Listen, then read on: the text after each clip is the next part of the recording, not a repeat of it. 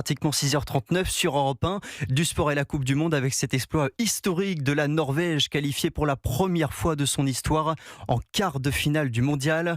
Après sa victoire 2-1 face au Brésil, la star des Vikings, Erling Haaland, a délivré les siens en fin de match grâce à un doublé. La joie d'Haaland et les larmes de Neymar lui dit adieu à la Seleção à 34 ans. La Norvège qui retrouvera l'Angleterre en quart de finale qualifiée également cette nuit après un succès 3-2 face au Mexique. Nos Bleus, eux, sont de retour à Boston où se trouve leur camp de base après la victoire au mental face au Paraguay samedi soir. Place désormais à la récupération, Cyril de la Morinerie, avant un choc jeudi soir face au Maroc.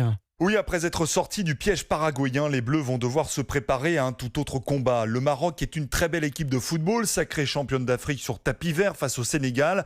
Les Marocains ont battu les Pays-Bas en 16e de finale au tir au but, puis le Canada 3-0 en 8e de finale de la Coupe du Monde.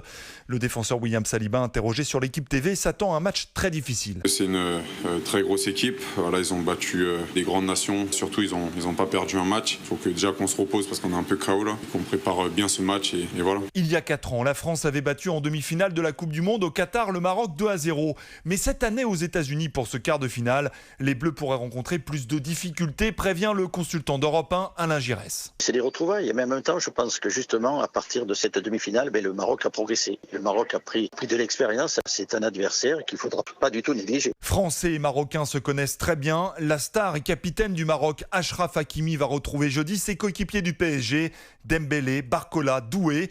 Le capitaine des Bleus, Kylian Mbappé, va lui affronter son partenaire au Real Madrid, Brahim Diaz. Merci Cyril de la Morinerie.